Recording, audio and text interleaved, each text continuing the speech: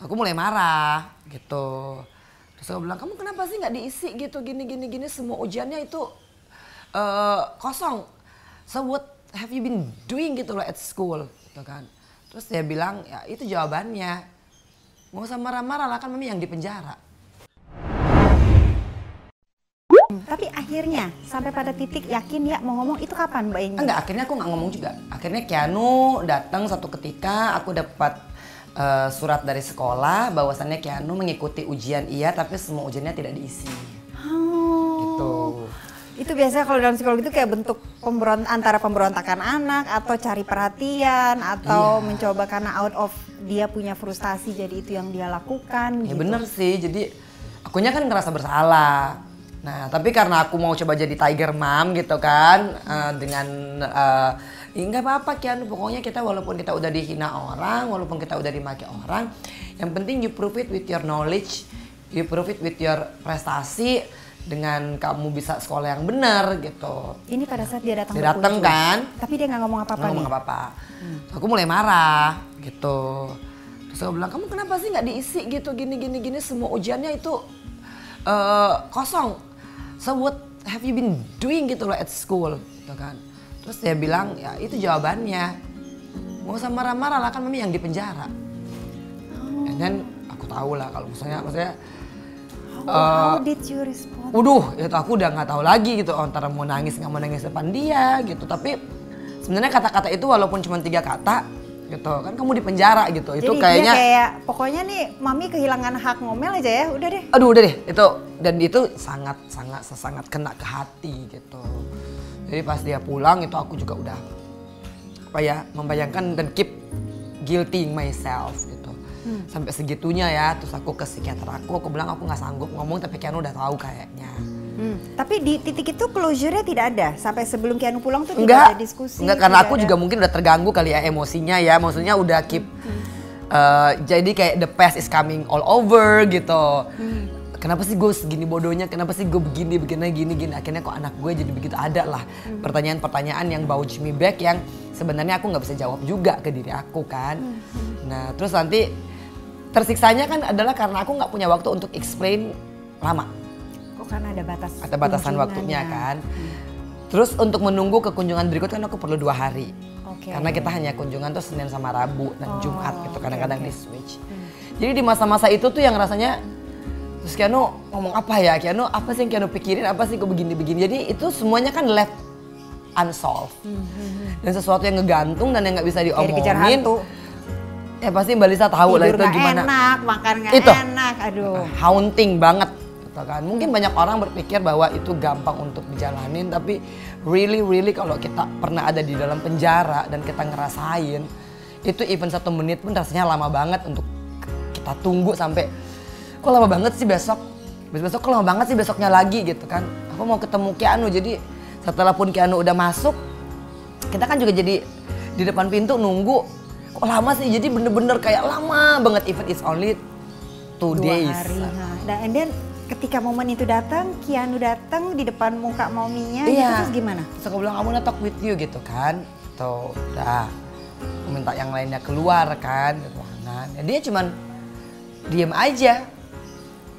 Dan, I'm sorry mami, gitu.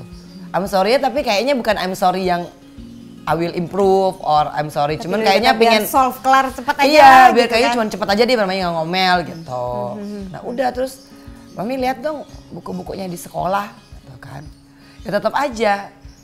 Nah jadi itu waktunya juga nggak bisa ke solve dalam 1 atau 2 tahun. Jadi kalau maksudnya mau dibilang penderitaan yang paling menyakitkan di penjara adalah ketika kita itu harus face our children, dan luka itu kan nggak sebentar. Artinya nggak sesimpel mamimu di penjara dan itu it's all over. Gitu. Karena masih banyak hanging questions yang sebenarnya until today aja aku nggak pernah bisa menjawab. Dan akhirnya udah itu berlalu begitu saja ya. Jadi dan udah tidak terjawabkan. Nah dan yang tidak terjawabkan itu kan selalu menjadi curiosity. Ketika curiosity itu juga dia tidak bisa terpenuhi, makanya ada 2 kan, bisa dia jadi suuzon, atau bisa dia jadi prihatin. Iya. Atau bahkan dia membentuk pola-pola dia sendiri. Betul. Karena kan kalau anak-anak itu memang dia punya daya analisa, logika, nalar itu belum berfungsi dengan baik. Betul. Biasanya nanti tuh mulai 18 tahun ke atas tuh mulai jalan. Nah sebelum 18 tahun akhirnya kadang-kadang tuh muncul ya udahlah solving problem yang suka-suka mereka, yang kayaknya mereka bisa ya udahlah kalau memang daripada merasa terus nanti aku sakit hati, aku numbing aja lah gitu kan. Kayaknya itu ya gitu. mungkin Jadi lebih ya. kepada ada mekanisme karena kan pada akhirnya kita harus survive. Dari kecil juga ya pokoknya bagaimana caranya tetap survive kan gitu. Nah, akhirnya kita tuh secara psikologi suka membentuk mekanisme defensif gitu kan untuk biar tetap survive. Daripada aku sedih mami nggak ada gitu kan, ya udahlah aku ngapain kayak gitu, ya udahlah dimatiin aja deh saklar emosinya gitu. Nah tapi jadi kan ya udah oke, sorry mom gitu, cuman gitu karena sebenarnya pengen merasa lebih gitu, cuman kan momen dia belajar kelekatan emosi dengan ibunya itu kan lagi nggak ada. Karena buat dia maminya juga lagi jauh, kapan belajarnya? Udahlah cepet aja lah kelar gitu.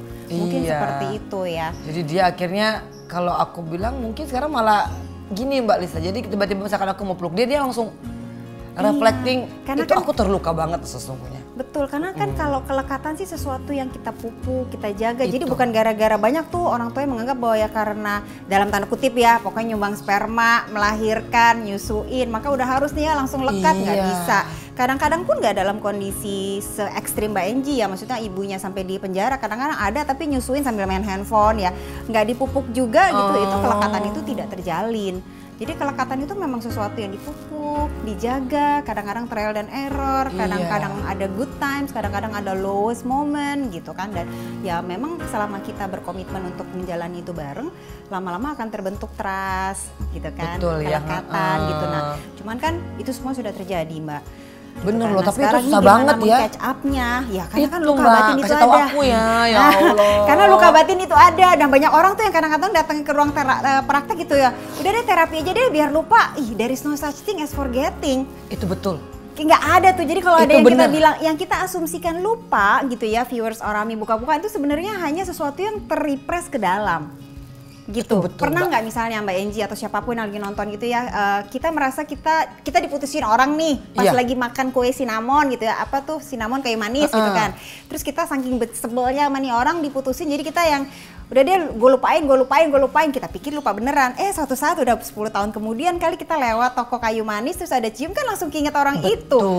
Gitu. Jadi nggak lupa gitu. Nah, itu jadi momen-momen itu ada, cuman kadang-kadang terlalu menyakitkan, terlalu traumatik. Jadi kita cenderung untuk lupain aja deh gitu. Udah deh terus aja deh kerjain apa. Nah, itu nggak diolah. Nah, itu luka batin ini sebenarnya harus diolah, karena kalau nggak nanti terjadi letupan di kemudian hari. Itu benar. Gitu. Nah, cuman kalau saranku sih Mbak, gitu kan, toh sekarang lagi fasenya adjusting dulu, adaptasi, udah fokus di situ dulu. Nanti satu-satu dikerjainnya. Tapi itu Mbak bener banget ya, artinya aku aja ketika dengar nama Keanu dan identik dengan terus politik, terus penjara, itu tuh aku bisa nangis sendiri. Iya, itu yang... Karena mungkin itu yang aku pressing down Karena pada saat itu terjadi, baik Keanunya, anak-anak yang dua lagi juga mungkin yang perempuan-perempuan itu kan, maminya kan juga pasti kan harus survive kan.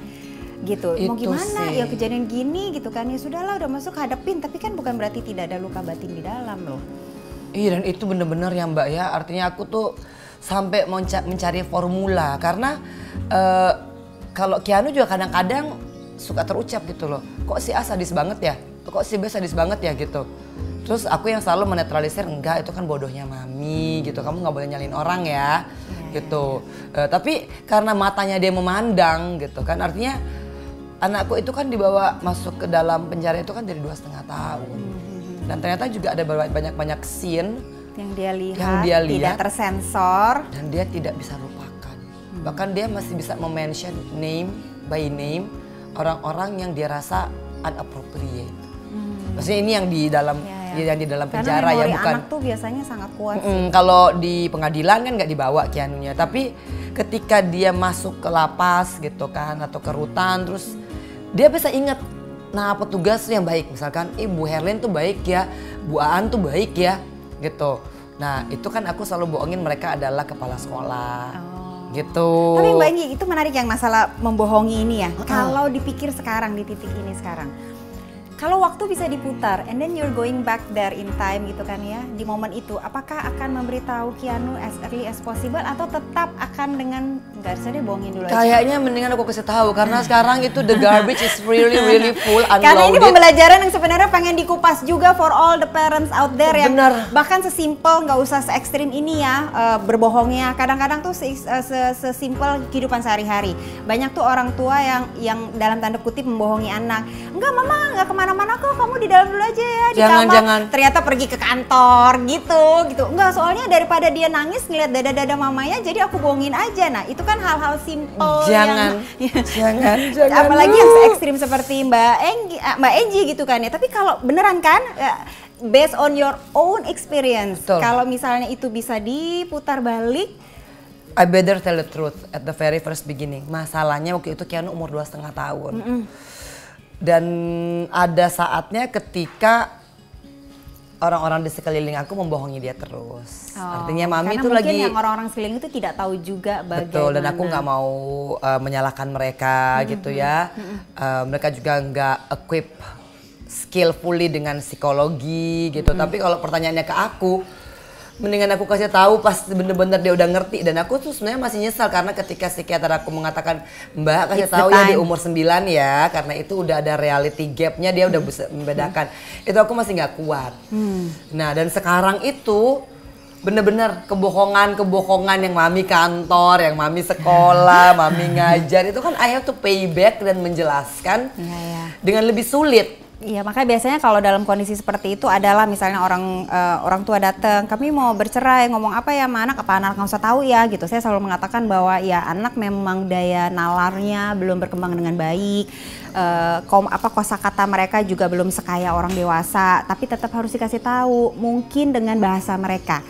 Kalau kata cerai mereka belum tahu, pilihlah kata-kata yang kira-kira mereka paham. Misal, iya kamu kan suka main tuh nak sama anak depan, kadang-kadang berantem. Nah ayah sama bunda seperti itu, kita masih sayang-sayangan tapi ya memang gak bisa lama-lama bareng. Nah pemilihan packaging penyampaiannya itu yang menjadi penting.